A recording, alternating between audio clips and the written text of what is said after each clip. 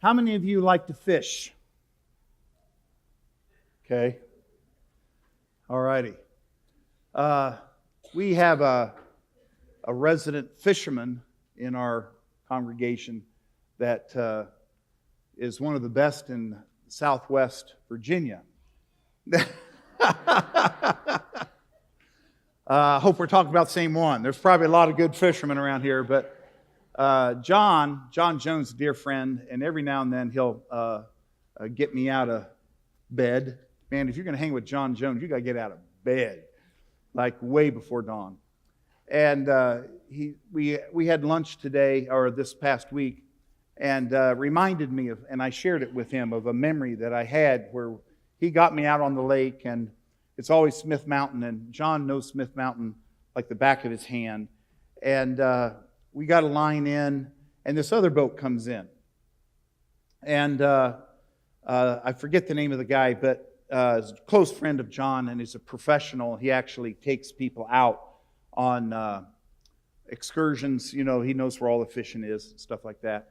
And he's so busy that sometimes he gets too overwhelmed. He actually calls John, and John will stand in for him when he just gets too overwhelmed. And that's how good John is. And this guy had a guy in his boat. So you can imagine, I'm a preacher. I can count on the back of my hand how many times I've been fishing, and I am fishing with fishing royalty, okay? The top of the cream of the crop, and it's a tad intimidating. And he introduces me, you know, it's my pastor, and this, that, and the other. Well, before you know it, you know, I'm trying to behave, fit in, and do right. Trying so hard to do right. And I didn't even notice that my pole was bending a little. Now, I usually, you know, I'm bluegill fisherman with bamboo poles. I'm not used to this stuff with, you know, that wraps up. And John says, Pastor, pull up your pole, you know. So I yank this thing, and when I yank it, you know, with a bamboo pole with bluegill, it comes out of the water. Well, I yank this thing, and it didn't come out of the water. It starts moving around in the water, and I'm about to have a heart attack, you know. And so and John's kind of helping me, and this largemouth bass is hanging on the end of my hook. It's 3 pounds, biggest thing I've ever caught in fresh water. His mouth is as wide as mine. I think he is as shocked as I am that this preacher caught him, you know what I mean? And John holds it up to, I think his name was Dale, the pro, and he said, look what my pastor caught, you know. And I was so proud. I was proud because John was proud. I wanted John to feel proud of me. And, you know, I remember Dale yelling back, and he had just won this big tournament the weekend before, and he said, if I had caught that fish, I would have added $800 to my, you know, to my winnings. And I said, well, as long as you tithe on that, we're good.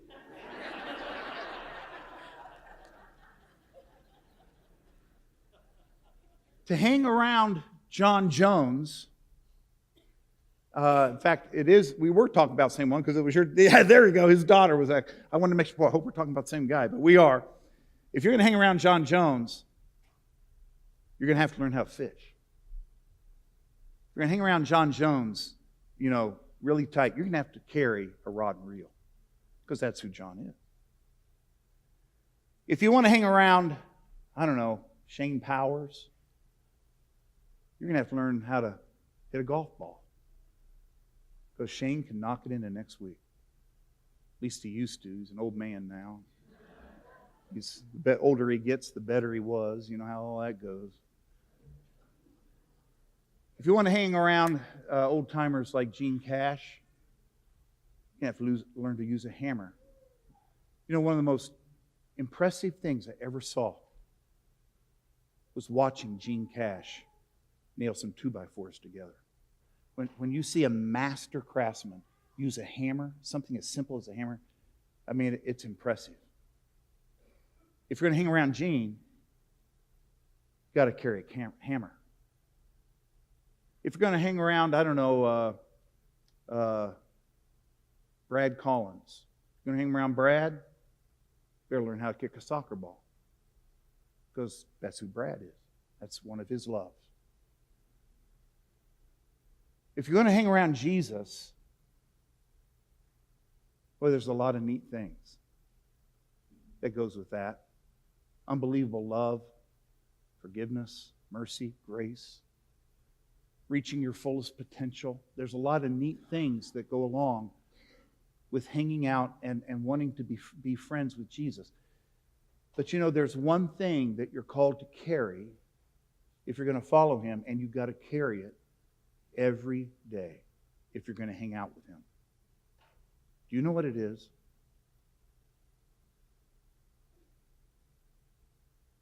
A cross.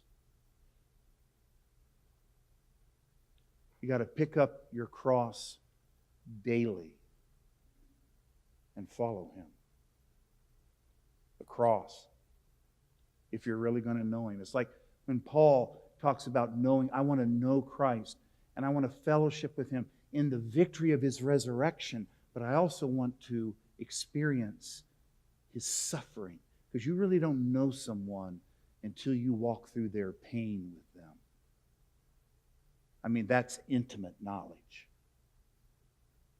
If you're going to hang around with Jesus, you've got to carry a cross. For the last several weeks, we've been talking about the rich young ruler who came to Jesus and asked Him how to know for sure he had eternal life. And we've talked about all the qualities that we saw in this rich young ruler that we really liked. But Jesus grades on the cross, not on the curve. And that guy went away disappointed because he wasn't willing to surrender and give up everything, pick up his cross and follow Jesus. Last week and now this week, we are moving down. We're in Mark chapter 10, and we're moving beyond the rich young ruler, and we're zeroing in on these disciples that made that step. We're zeroing in on the disciples. Peter says to him, we left everything. We've left everything to follow you. We did what that rich young ruler wasn't willing to do. And Jesus begins to describe what's in their future, and that he's going to have to go to Jerusalem. And all the boys knew what that meant if he went to Jerusalem. They said, oh man, you sure you want to go there? There's a lot of things in store there. If they're going to hang out with Jesus heading to Jerusalem, they're going to have to pick up their cross.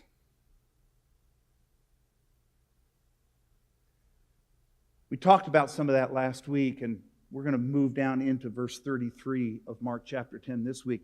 And we're going to see that there are three things that are involved if you're going to hang out with Jesus. If you're really going to follow Him.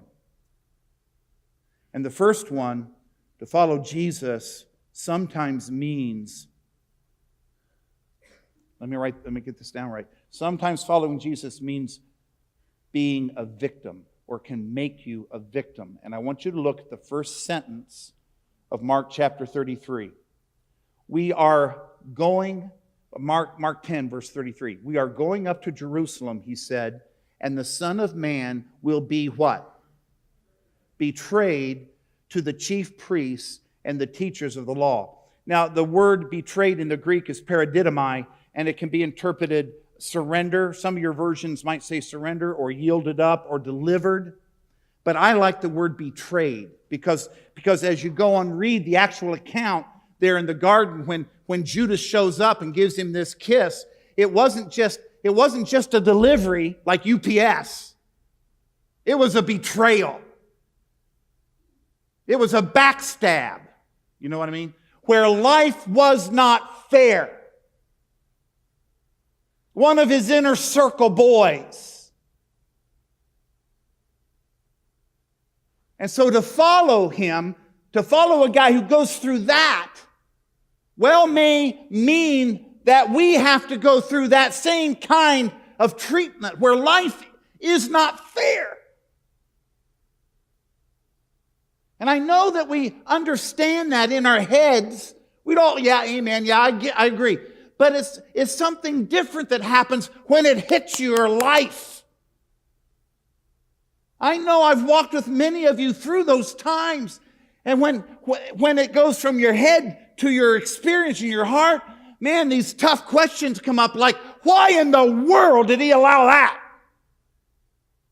What kind of God does that?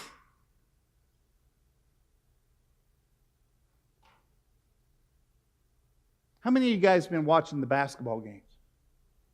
Huh? A lot of Duke fans going, ah! A lot of North Carolina fans going, ah.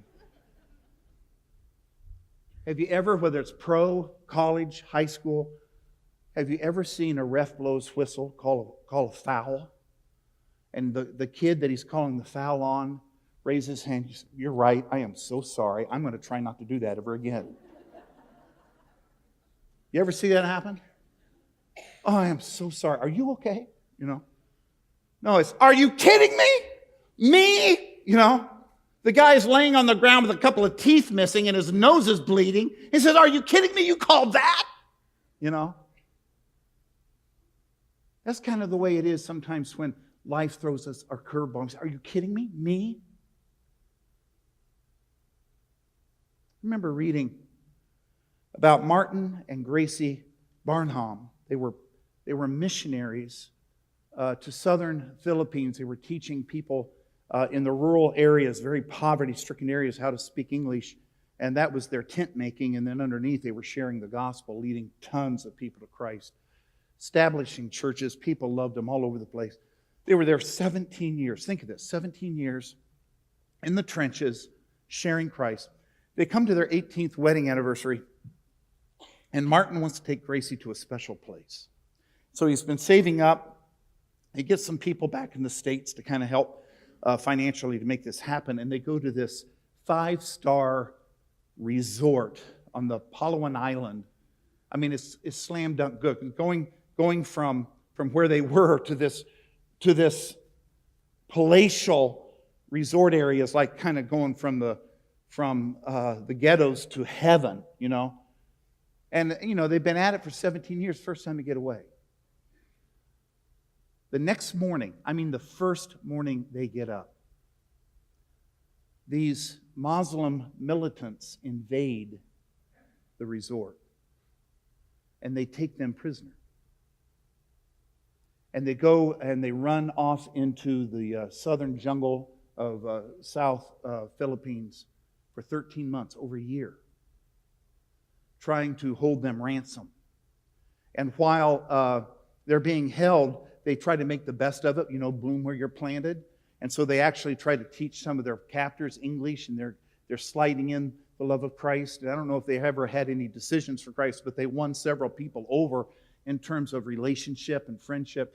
And then after 13 years, on June 7th, I think it's 2002, at 2:30 p.m., the Philippine Army has identified where they are, and they go in. They make the move. And bullets are flying everywhere, and instantly the guerrillas turn their machine guns onto Martin and Gracie. Martin is killed instantly. Gracie is wounded in the leg, falls unconscious on the ground. They probably thought she was dead. That's probably what saved her. And I think about that. Missionaries for 17 years. They go for a weekend getaway on their 18th wedding anniversary. Are you kidding me?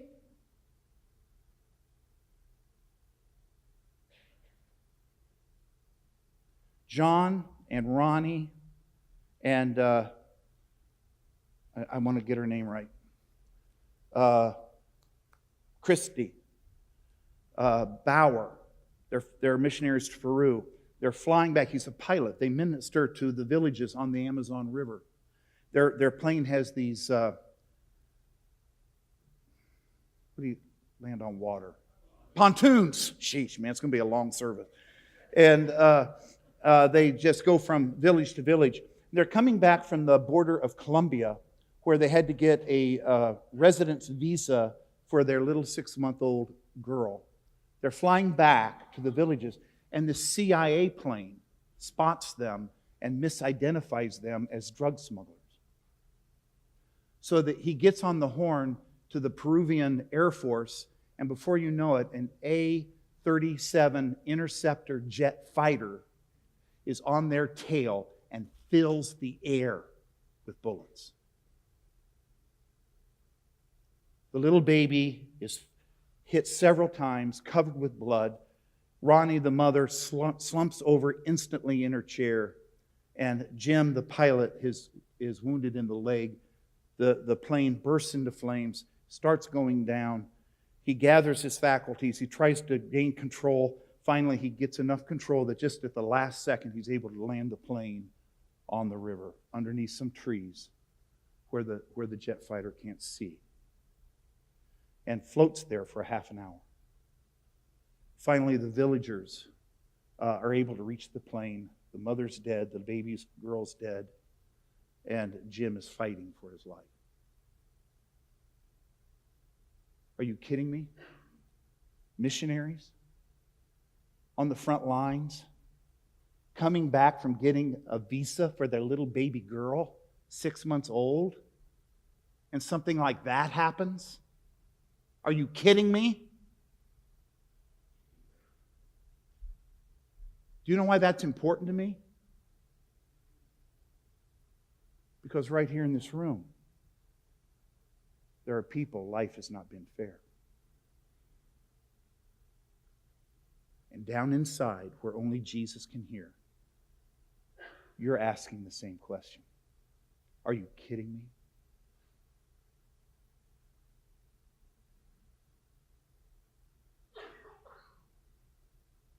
Every day, things happen that Jesus doesn't want to have happen. Every day when a man takes a gun and takes another man's life, we know that Jesus didn't want that to happen. Every day things happen that he doesn't want to have happen. Just because he allows it to happen doesn't mean he wants it to happen. And just because you've left everything to follow him doesn't mean you have entered into some kind of bubble where you live in some kind of world that none of the rest of us live.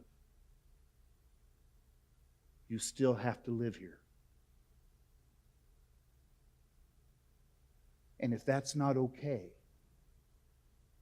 to live in this sin-sick, evil world where you're vulnerable and where you can be a victim, if that's not okay, you can't be a Christ follower. Are you all right with that? Are we okay? Write this down. Following Jesus sometimes means being a victim. Following Jesus sometimes means actually being a villain. Write that down. I want you to look at the second sentence, the first phrase of the second sentence, where it says, they will what? Say it again. They will what? Condemn him to death. The word condemn in the Greek is katakarino, and it means to judge against, find guilty. Can you think of that? Finding guilt. Finding guilt to Jesus. The one that was born without sin, to be sentenced, to be condemned, to be damned. It actually means to be the villain. You know, guys, what amazes me these days? It amazes me what's happening, what I see out there. The margins are changing. As Christians, we're being moved more and more to the margins, to the sides. What we're accused of as Christians who still embrace this book, it scares me. I want to read you a letter. It's written by a young man who was on his deathbed. He's 16 years old. Before I read it, I want to kind of give you a little bit of a loving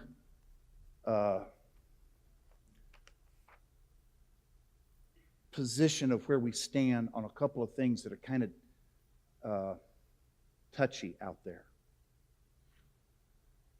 We stand with this book all the way. that means that we stand by some pretty deep convictions about some things that are very sensitive in our culture,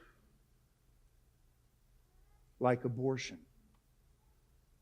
I want to be really careful with this because I know there are many, not just a few, not just one or two of you. There are many of our ladies that have gone through abortion.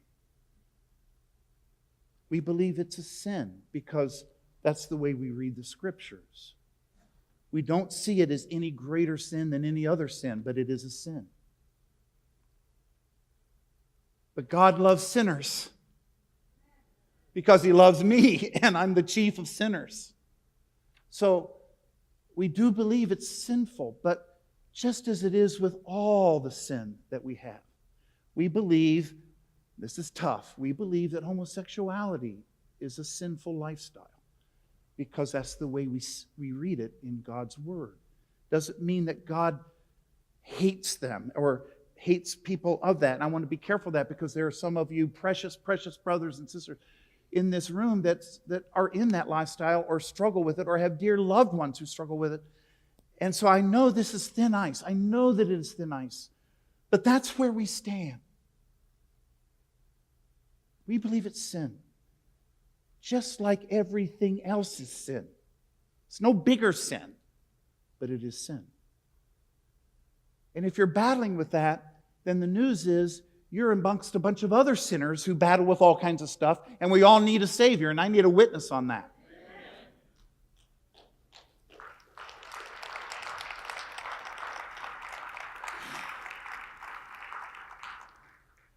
In this letter that he writes, he also refers to suicide. And that might not be as hot a topic out there as the two I just mentioned, but it is a hot one in here because there's seldom a family here that hasn't been touched by a loved one who has taken their life, and there are a few of you that have actually tried to do it yourself. I want to say lovingly that suicide too is a sin in our book. Do you know why? Because Jesus died for us. And that means your life is not your own. Your life belongs to Him. He purchased you on an old rugged cross. Your life is not yours to discard. He loves you for a reason.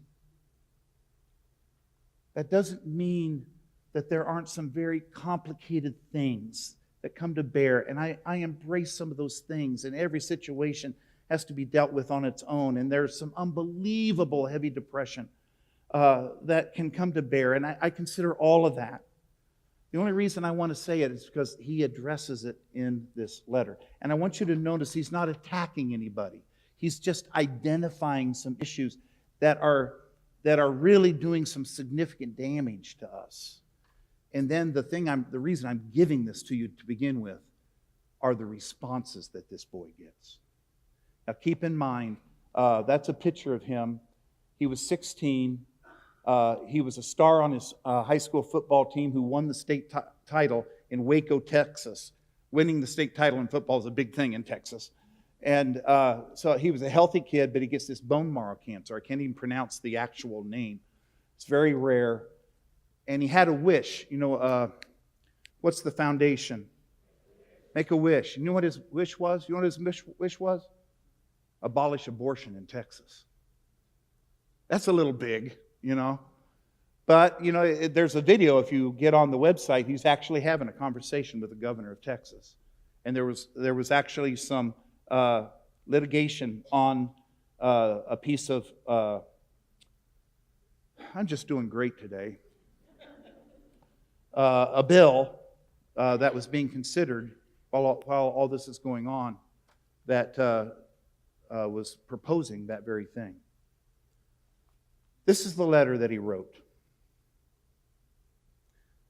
It's entitled, A Letter to My Generation. He's trying to speak to his generation.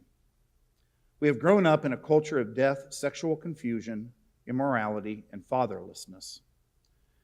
This culture of death I speak of consists of abortion, homosexuality, and suicide. 1/3 of our generation, this is some stuff I actually wasn't aware of. 1/3 of our generation has been wiped out due to abortion. I knew about that. Over 25 million people have died as a result of AIDS. Even without AIDS, the life expectancy of a homosexual man or woman is about 33 years shorter than that of a heterosexual. I did not know that. I did not know that. More young people, this is another kind of more young people die from suicide than from cancer, heart disease, AIDS, birth defects, strokes, pneumonia, influenza, and chronic lung disease combined. I did not know that either. We have been handed a bill of goods that has completely destroyed us. In our nation, we have chosen death and received the curse. It's not in its entirety. I have not read the entire letter, but at the end of it, he turns it towards Christ and knowing Christ and God's forgiveness and God's love. This was written at the beginning of August 2018. He died, I believe, on August 26th, 2018. So this was written just a few months before his death. The reason I even bring this to your attention, in an effort to try to illustrate what's happening out there, is the responses that he gets. One response was, cancer is giving your mom a late-term abortion.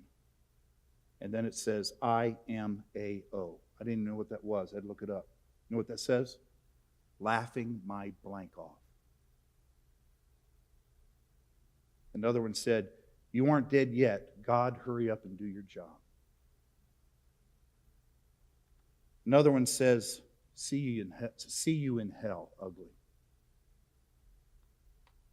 Another one said, he's an absolute piece of blank who's getting exactly what he deserves. And the last one that they listed, thank God this cancer is terminal. Don't want someone so oppressive, sexist, and backwards thinking walking around living and breathing my air.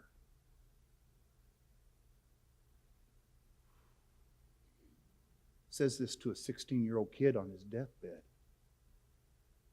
And he's the one that's the hate monger. Are you kidding me? Something is happening.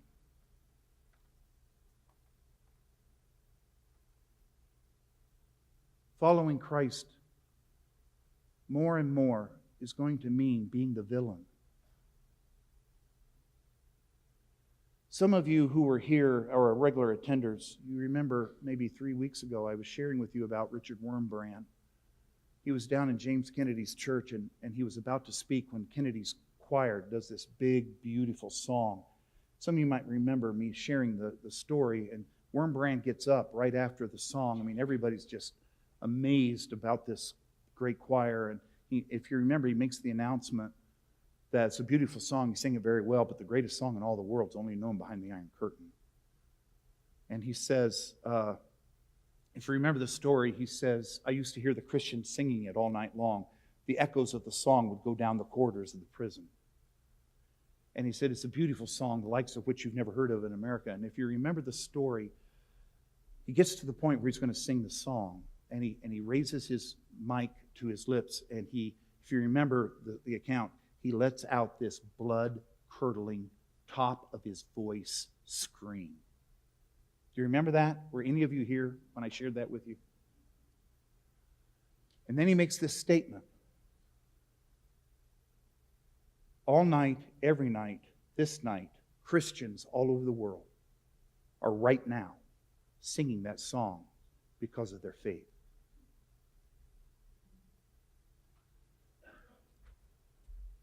If this book is true, if what I read in it is true, and if what I see happening in front of my face continues to unfold, then there is likely a day coming, maybe in the lifetime of my grandchildren, where American Christians will join their brothers and sisters all over the world in singing that song. If that book is true, we will sing that song in the near future. Is that going to be okay with you? That'll be the million-dollar question for American Christians. If that's what it means, that's what it has meant for the last 2,000 years in other areas of the world, what if it means that for us? Will we still follow? Because God grades on the cross, not on the curve. Are you with me?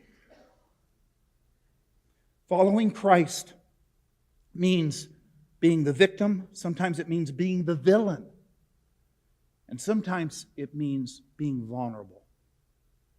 In the last half of the second sentence of verse 33 of Mark chapter 10, it says, they will condemn him to death and will hand him over to the Gentiles. They will hand him over to the Gentiles. He's going to be vulnerable. I learned this not from a book. I don't know if I ever read it in a book. I think I've just learned it from life. It's impossible to love somebody from a safe distance. Do you know that? You can't love somebody from a safe distance. To love somebody, the very essence of loving somebody, means you have to lower your walls and put yourself in a position where they can hurt you if they chose to. You can't love from a safe position.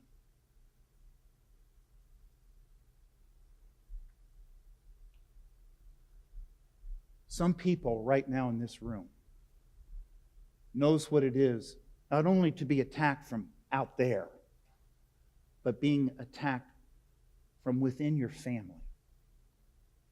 You know, it's one thing to expect the world to be the world, but it's another thing when you're taking hits from people you're trying to love, from people that you're trying to minister to you. You know, the guy that betrayed Jesus wasn't a Pharisee. The guy who betrayed Jesus wasn't a priest or a Roman soldier. The guy who betrayed him, who stabbed him in the back, was one of his boys, one of the inner circle.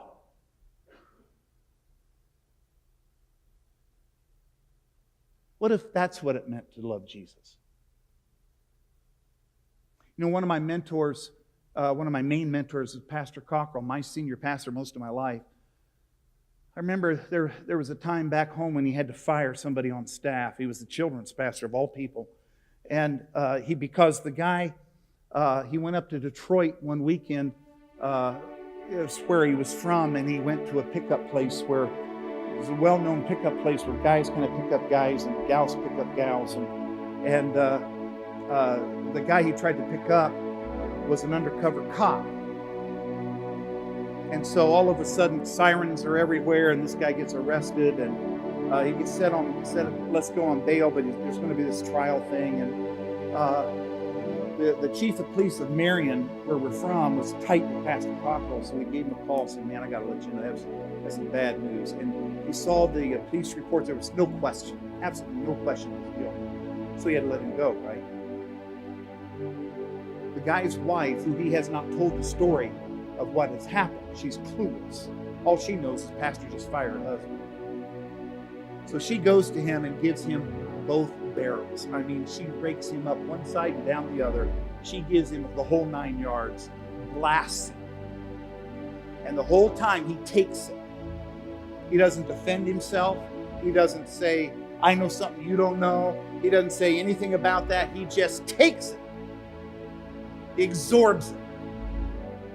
And after everybody's gone, and after she stomps out and slams the door, I say, Pastor, why didn't you tell her what happened?